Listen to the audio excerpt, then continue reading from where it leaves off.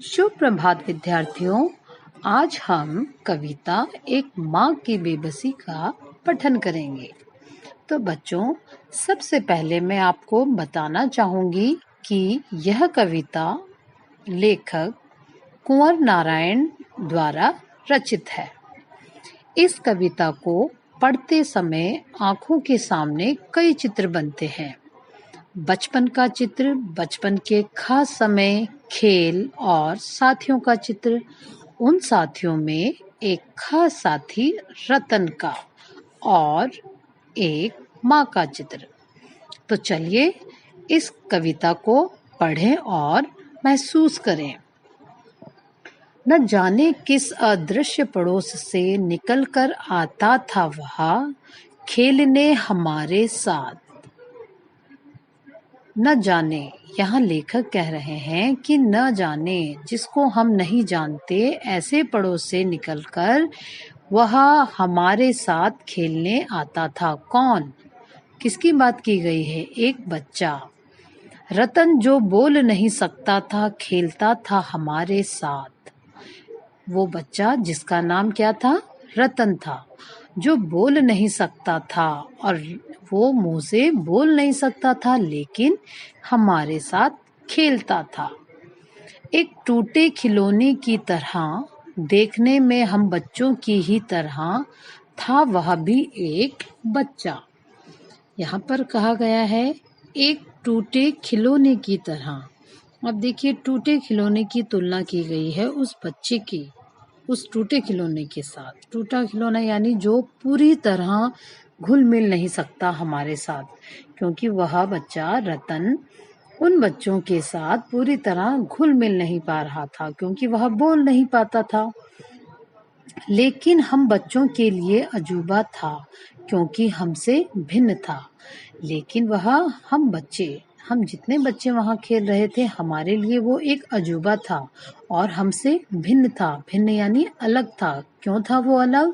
क्योंकि हम सब बोल पाते थे, अपनी बातों को व्यक्त कर पाते थे, लेकिन वो जो छोटा बच्चा रतन था, वो अपनी बातों को व्यक्त नहीं कर पाता था कि उसके अंदर क्या बातें चल रही है, वो हमसे क्या कहना चाह रहा है।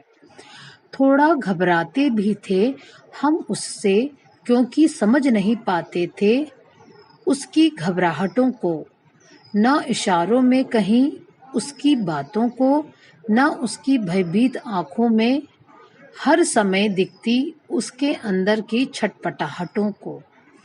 अब यहाँ पर बता रहे हैं कि थोड़ा घबराते थे हम उससे किससे? रतन से वो बच्चे घबराते थे।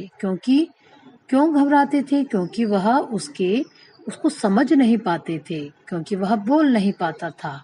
उसके अंदर क्या घबराहट चल रही है, वो किस प्रकार क्या इशारा कर रहा है, इशारों में हमसे कौन सी बात, क्या बात करना चाह रहा है, ये वो बच्चे समझ नहीं पा रहे थे।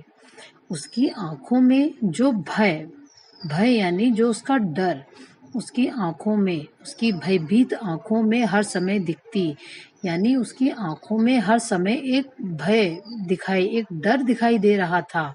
और उसके अंदर की जो छटपटाहट होती है, वह भी हम समझ नहीं पा रहे थे।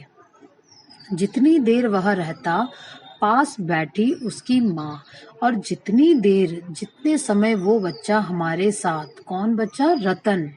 रतन नाम का जो बच्चा हमारे साथ खेलता रहता, उसकी माँ वहीं बैठकर उसको निहारती रहती। उसका खेलना, निहारना यानी देखना। उसकी माँ वहीं पर बैठकर अपने बच्चे को खेलते हुए देखती रहती। अब जैसे जैसे कुछ बेहतर समझने लगा हूँ। अब यहाँ पर कौन? यहाँ पे जो हमारे लेखक हैं कुंवर नारायण जी, वो कह रहे हैं जैसे जैसे कुछ बेहतर समझने लगा हूँ, जब मैं बड़ा होने लगा तो मैं अब समझने लगा हूँ उनकी भाषा, जो बोल नहीं पाते हैं। अब वो कह रहे हैं जब मैं बड़ा हुआ तो मैं समझने लगा हूँ कि जो बोल नहीं पाते हैं उनकी भाषा को मैं कुछ समझने लगा हूँ। याद आती है रतन से अधिक उसकी माँ की आंखों में झलकती उसकी बेबसी। और याद अब मुझे आती है रतन से अधिक, रतन से और अधिक उसकी माँ की आंखों में झलकती उसकी बेबसी, यानी रतन की माँ की आंखों में झलकती बेबसी। अब यहाँ पर बेबसी का मतलब क्या हुआ? जो आप चाहकर भी किसी उसके लिए नहीं कर पा रहे हो। जैसे उसकी माँ चाहकर भी वो जानती है कि उसका जो बच्चा है, उसका जो छोटा बच्चा है रतन, वो कैसा बेबस है, तो वो बेबसी उसकी माँ की आंखों में झलकती उसे याद आ रही है। किसे? लेखक कुंवर नारायण मिश्र को।